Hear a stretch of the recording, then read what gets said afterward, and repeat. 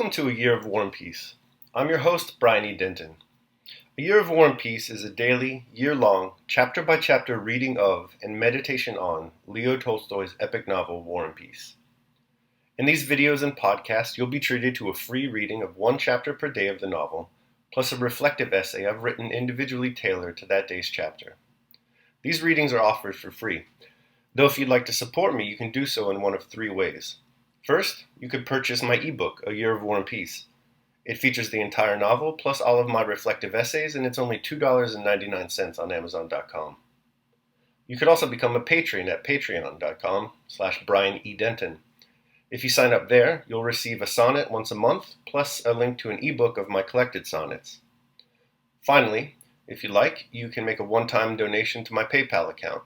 The email there is brianedenton@gmail.com. You can also use that email to contact me. I'd be happy to hear from you. Your support is greatly appreciated. Today's reading is on Chapter 266. Chapter 266. The dreadful news of the Battle of Borodino, of our losses in killed and wounded, and the still more terrible news of the loss of Moscow, reached Voronezh in the middle of September. Princess Mary, having learned of her brother's wound only from the Gazette, and having no definite news of him, prepared, so Nicholas heard, he had not seen her again himself, to set off in search of Prince Andrew. When he received the news of the Battle of Borodino and the abandonment of Moscow, Rostov was not seized with despair, anger, the desire for vengeance, or any feeling of that kind.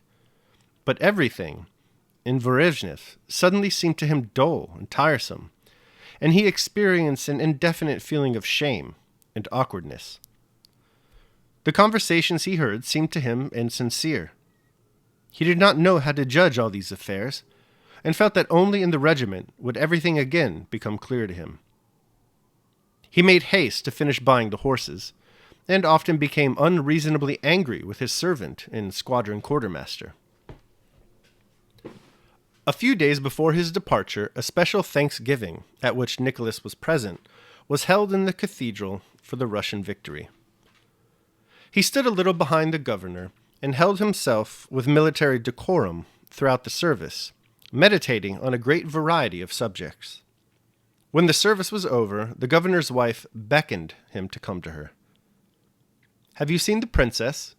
she asked, indicating with a movement of her head a lady standing on the opposite side, beyond the choir. Nicholas immediately recognized Princess Mary, not so much by the profile he saw under her bonnet, as by the feeling of solicitude, timidity, and pity that immediately overcame him. Princess Mary, evidently engrossed by her thoughts, was crossing herself for the last time before leaving the church. Nicholas looked at her face with surprise. It was the same face he had seen before. There was the same general expression of refined inner spiritual labor, but now it was quite differently lit up. There was a pathetic expression of sorrow, prayer, and hope in it. As had occurred before when she was present, Nicholas went up to her without waiting to be prompted by the governor's wife, and not asking himself whether or not it was right and proper to address her here in church, and told her he had heard of her trouble and sympathized with his whole soul. As soon as she heard his voice, a vivid glow kindled in her face, lighting up both her sorrow and her joy. "There's one thing I wanted to tell you, Princess," said Rostov. "It is that if your brother, Prince Andrew Nikolaevich, were not living, it would have been at once announced in the Gazette, and he is a colonel." The princess looked at him, not grasping what he was saying, but cheered by the expression of regretful sympathy on his face. "And I have known so many cases of a splinter wound," the Gazette said it was a shell, "either proving fatal at once or being very slight," continued Nicholas. "We must hope for the best, and I am sure—" Princess Mary interrupted him. "Oh, that would be so she began, and, prevented by agitation from finishing, she bent her head with a movement as graceful as everything she did in his presence, and looking up at him gratefully, went out, following her aunt. That evening, Nicholas did not go out. but stayed at home to settle some accounts with the horse dealers. When he had finished that business, it was already too late to go anywhere, but still too early to go to bed, and for a long time he paced up and down the room, reflecting on his life, a thing he rarely did. The Princess Mary had made an agreeable impression on him when he met her in Smolensk province. His having encountered her in such exceptional circumstances, and his mother having at one time mentioned her to him as a good match, had drawn his particular attention to her. When he met her again, at Voronezh, the impression she made on him was not merely pleasing, but powerful. Nicholas had been struck by the peculiar moral beauty he observed in her at this time. He was, however, preparing to go away, and it had not entered his head to regret that he was thus depriving himself of chances of meeting her. But that day's encounter in church had, he felt, sunk deeper than was desirable for his peace of mind. That pale, sad, refined face, that radiant look, those gentle, graceful gestures, and especially the deep and tender sorrow expressed in all her features, agitated him and evoked his sympathy. In men, Rostov could not bear to see the expression of a higher spiritual life. That was why he did not like Prince Andrew, and he referred to it contemptuously as philosophy and dreaminess. But in Princess Mary, that very sorrow which revealed the depth of a whole spiritual world foreign to him was an irresistible attraction. She must be a wonderful woman, a real angel, he said to himself. Why am I not free? Why was I in such a hurry with Sonia? And he involuntarily compared the two. The lack of spirituality in one, and the abundance of it in the other, a spirituality he himself lacked and therefore valued most highly. He tried to picture what would happen were he free. How he would propose to her, and how she would become his wife. But no, he could not imagine that. He felt awed, and no clear picture presented itself to his mind. He had long ago pictured to himself a future with Sonia, and that was all clear and simple just because it had all been thought out, and he knew all there was in Sonia. But it was impossible to picture a future with Princess Mary, because he did not understand her, but simply loved her. Reveries about Sonia had had something merry and playful in them, but to dream of Princess Mary was always difficult and a little frightening. How she prayed, he thought. It was plain that her whole soul was in her prayer. Yes, that was the prayer that moves mountains, and I am sure her prayer will be answered. Why don't I pray for what I want? He suddenly thought. What do I want? To be free, released from Sonia. She was right, he thought, remembering what the governor's wife had said. Nothing but misfortune can come of marrying Sonia. Muddles, grief for Mamma, business difficulties, muddles, terrible muddles. Besides, I don't love her. Not as I should. Oh, God, release me from this dreadful, inextricable position, he suddenly began to pray. Yes, prayer can move mountains, but one must have faith and not pray as Natasha and I used to as children, that the snow might turn into sugar, and then run out into the yard to see whether it had done so. No, but I am not praying for trifles now, he thought, as he put his pipe down in a corner, and folding his hands, placed himself before the icon. Softened by memories of Princess Mary, he began to pray as he had not done for a long time.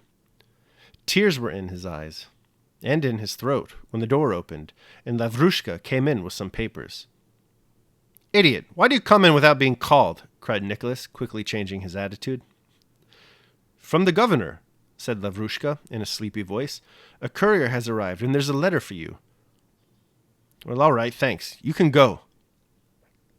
Nicholas took the two letters, one of which was from his mother, and the other from Sonia. He recognized them by the handwriting, and opened Sonia's first. He had read only a few lines when he turned pale, and his eyes opened wide with fear and joy. "No, it's not possible," he cried aloud. Unable to sit still, he paced up and down the room, holding the letter and reading it. He glanced through it, then read it again, and then again. and standing still in the middle of the room, he raised his shoulders, stretching out his hands, with his mouth wide open and his eyes fixed. What he had just been praying for, with confidence that God would hear him, had come to pass. But Nicholas was as much astonished as if it were something extraordinary and unexpected, and as if the very fact that it had happened so quickly proved that it had not come from God, to whom he had prayed, but by some ordinary coincidence. This unexpected and, as it seemed to Nicholas, quite voluntary letter from Sonia freed him from the knot that fettered him, and from which there had seemed no escape.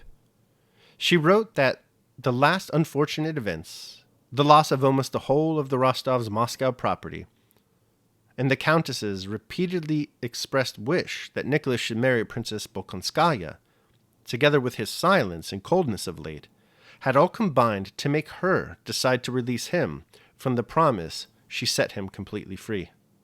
She wrote, "It would be too painful to me to think that I might be a cause of sorrow or discord in the family that has been so good to me. And my love has no aim but the happiness of those I love.